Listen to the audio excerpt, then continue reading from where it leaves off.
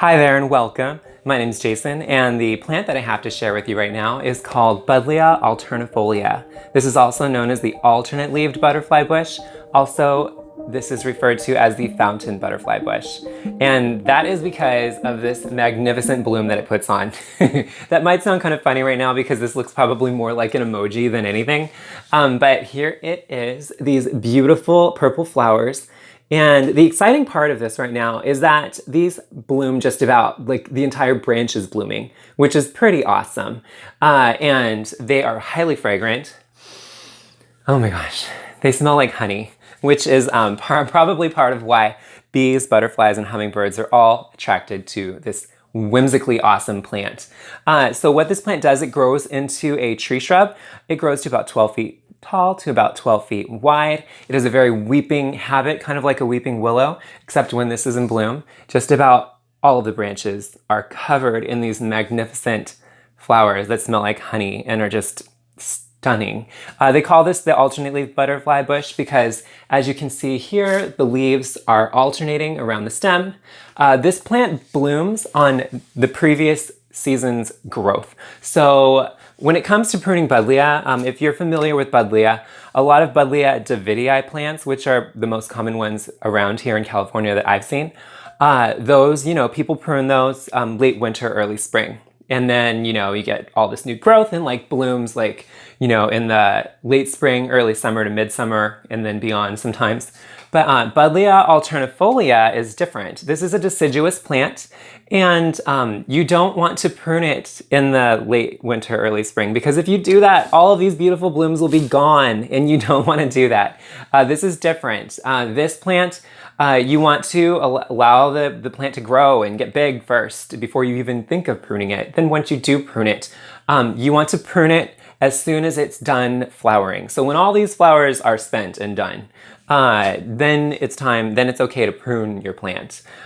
So don't do that until then, because this plant's going to put out a bunch of new growth, and then you're going to get flowers next year. So since this is a smaller plant right now, I've had this for about a year, so it's a little baby. And from last year, this is the growth, and now it's blooming. So next year in April, this will be blooming, and everything else that the plant puts out will be blooming, which is so awesome. So if you want a whimsical focal point in your garden or landscape, this is your plant. As far as the lighting requirements, you want to place this in part sun to full sun.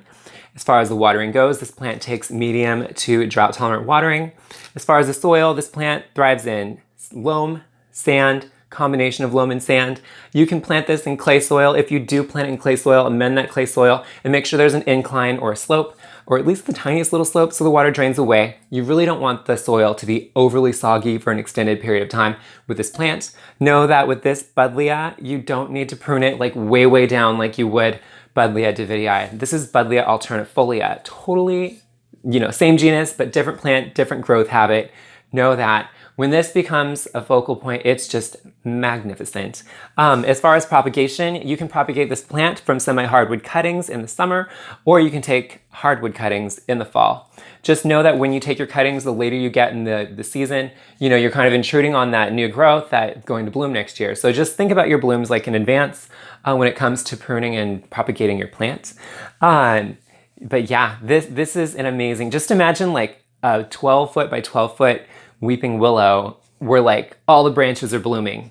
That's this plant. It's pretty cool. So as far as like fun facts about this plant, it is pest and disease resistant. There will be some pests that can attack Buddlejas, but it's overall a relatively low pest plant.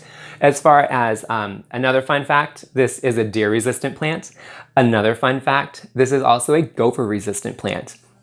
I've read different things about Buddleja and gophers, but most of them are that Buddlejas are left alone by gophers. I've planted a number of Buddleja Davidii, which are a close relative of this plant, in gardens with gophers, and the gophers, I've never seen them touch Buddleja Davidii. It's like, they attack a bunch of other plants, but gophers can try anything. So I'm sure that, it's possible that a gopher could, come by and try your Buddleja, but this definitely is not one of those plants that they pull into the ground. This is a plant that's typically left alone, If you're concerned though, I would net the roots, especially for Buddleja Alternifolia, because I have not planted that in a gopher garden. So just know that though, it's relatively gopher resistant as well. Also another fun fact, it attracts bees, butterflies, hummingbirds, and other birds. It's an overall amazing plant. It's one of my favorite plants for the landscape. So yeah, this is Buddleja Alternifolia, also known as the alternate-leaved butterfly bush. It's also referred to as the fountain butterfly bush. And yeah, if you have any questions about it, please feel free to let me know in the comments below.